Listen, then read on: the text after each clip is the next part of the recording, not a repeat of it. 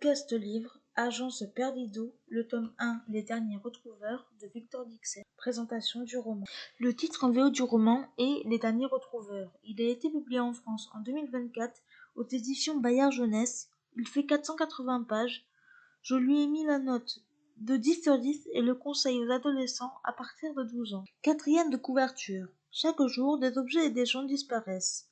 Vous les pensez perdus? Ils ont été volés par des créatures avides venues d'un autre monde pour arracher des morceaux d'une autre, les croque-mitaines. La vie de Lucie bascule quand sa mère disparaît mystérieusement. La jeune orpheline est contrainte de quitter sa campagne et d'aller vivre à New York chez sa tante Doris, qui l'oblige à voler dans les trains pour payer son loyer, jusqu'au jour où Lucie fait la connaissance de Rita Perdido, une femme entourée de secrets, qui lui propose de rejoindre son agence de retrouvage. Lucie découvre qu'elle fait partie d'une caste en voie de disparition, les retrouveurs. Depuis la nuit des temps, ces humains ont le pouvoir de pénétrer dans les oubliettes pour en rapporter les objets, les personnes et les souvenirs perdus. Persuadée que sa mère a été enlevée par un croque-mitaine, Lucie se lance à sa recherche. Mais ce n'est pas seulement le sort de sa famille qui est en jeu. À mesure que s'éteignent les derniers retrouveurs, les croque-mitaines gagnent en puissance et préparent leur effroyable revanche contre la survie. Ce que j'ai pensé de ce roman. J'avais très envie de me lancer dans cette nouvelle saga de Victor Dixon, qui est un auteur que j'aime beaucoup. Ce roman a été ma première lecture de l'année. Je l'ai adoré. Le résumé étant long, je n'en dirai pas plus. Les personnages sont sympathiques.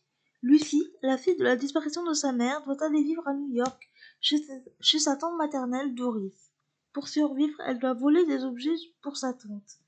C'est à la suite d'un vol que sa vie va brusquement changer.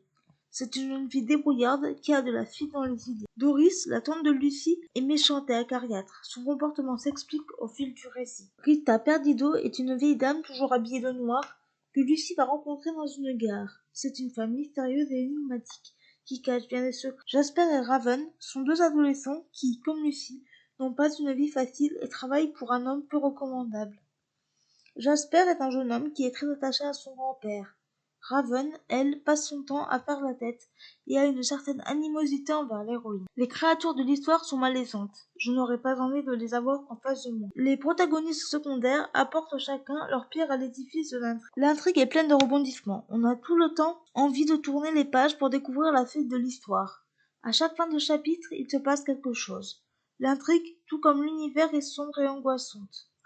Il y a aussi des dessins à l'intérieur. Ce livre est parfait pour Halloween. L'écriture de l'auteur est addictive. La fin présage une belle suite. Il faudra patienter jusqu'en octobre prochain pour la connaître. En bref, un véritable coup de cœur, l'année 2025 commence bien. Extrait du livre. Voilà la leçon la plus importante du retrouvage. Celle que nous mettons toute une vie à apprendre. On ne retrouve jamais vraiment ce qu'on a perdu. Les points forts de ce roman, les personnages, l'intrigue, l'écriture, l'univers, les rebondissements et la fin, les points faibles de ce roman, pour moi il n'y en a pas. Voilà, c'en est tout pour ce podcast, j'espère qu'il vous aura plu. N'hésitez pas à me donner votre avis et vos commentaires sur YouTube, à vous abonner à la chaîne, et je vous retrouve très bientôt pour un nouveau podcast. Ciao!